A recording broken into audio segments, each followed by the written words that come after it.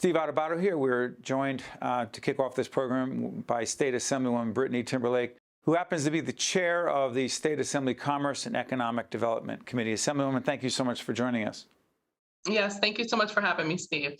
There are so many issues we could talk about, but I want to focus in the time we have on the initiative that you're involved in called the Community Wealth Preservation Program. What is this legislation? What does it have to do with property that is foreclosed? Yeah, sure. The Community Wealth Preservation Program is a very innovative, creative solution to the issue of foreclosure. As you know, New Jersey has one of the highest racial wealth gaps in the country. We know that real estate is the #1 wealth building tool around the world. And unfortunately, New Jersey is constantly leading in the area of having the highest foreclosures in the nation, too.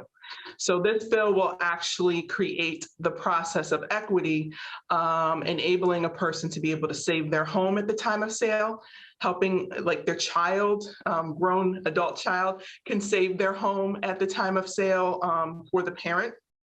Or a nonprofit organization will be able to gain access to the property and put it back online in the community for the purposes of creating affordable homeownership or rental opportunity.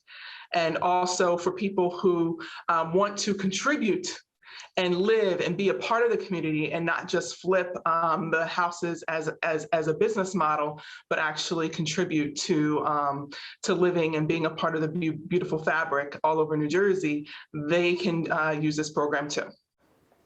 Assemblywoman, how could it be that approximately 50% of the homes in Newark that are foreclosed on are owned by corporations?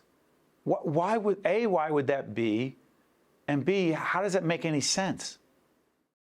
Well, we have had corporate ownership over Black and Brown communities, and I speak in terms of Black and Brown because you mentioned Newark. It's a primarily Black and Brown community.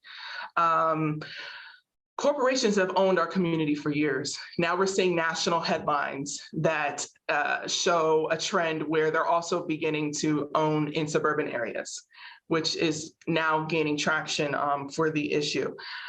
This bill is also about creating community ownership.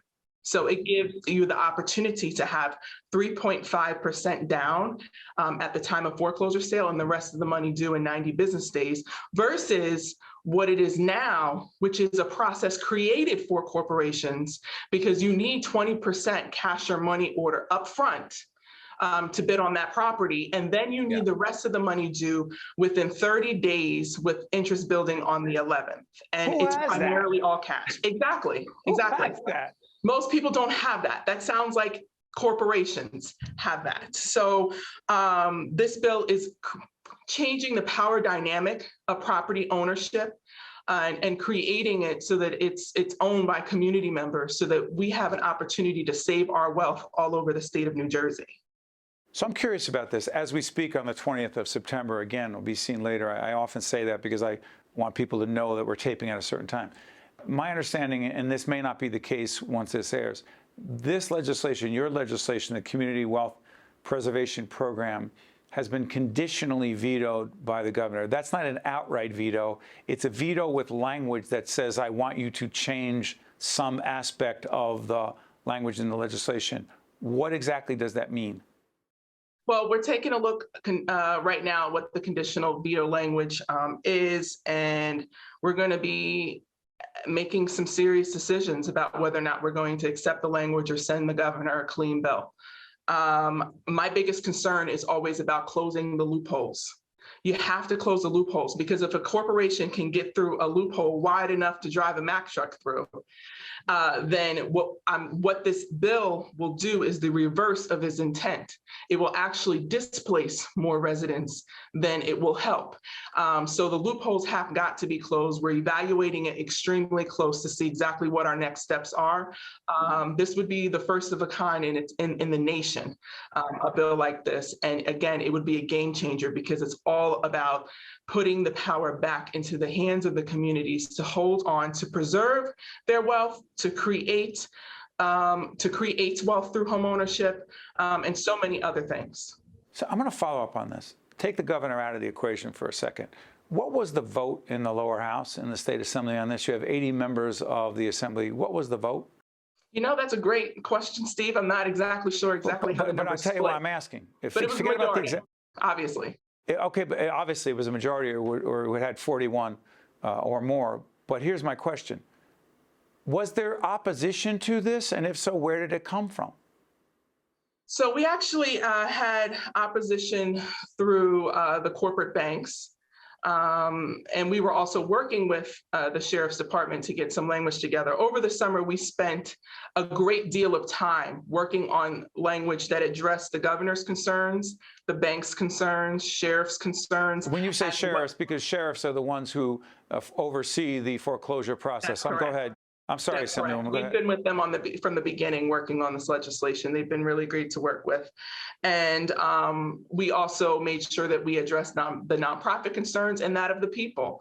And it was really great language. So my request, was if there was going to be a CV, to pull that language where we got everyone on board for. But unfortunately, we have to take a look at the CV language that wasn't completely accepting of the language that we had offered up. And CV is shorthand for conditional veto. Real quick, we have a child care initiative called Reimagine Child Care.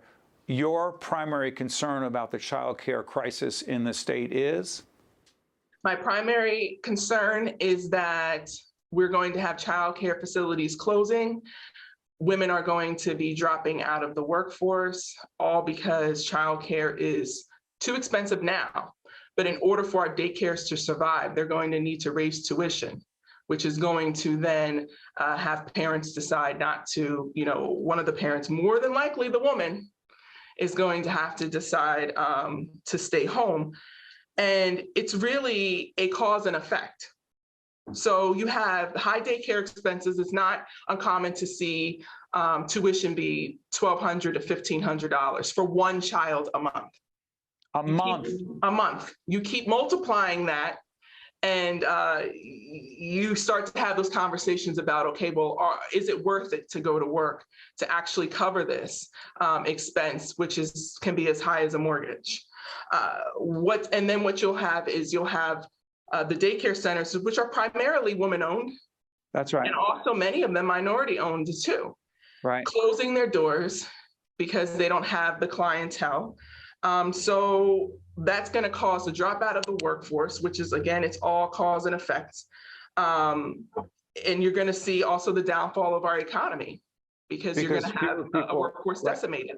Right. And again, our part of this initiative is creating greater public awareness regarding the connection between, Assemblywoman, child care, access to affordable, accessible, quality child care, and the economy. Assemblywoman, I cannot thank you enough for joining us. We appreciate it. It will not be the last time you join us. Thank you so much. Thanks so much, Steve. Appreciate it. Stay with us. We'll be right back. It only gets better when we stand together to tough through and get by. Even though it's harder than ever, we're gonna make it. Long as we don't break it, just do right. There's no sides. We must know it's part of forever. It only gets better. Also brought to you by the Turrell Fund, supporting Reimagine Childcare. The New Jersey Economic Development Authority. Choose New Jersey. NJ Best, New Jersey's 529 College Savings Plan. IBEW Local 102, lighting the path, leading the way. Veolia, resourcing the world. Prudential Financial. And by New Jersey's Clean Energy Program, lighting the way to a clean energy future.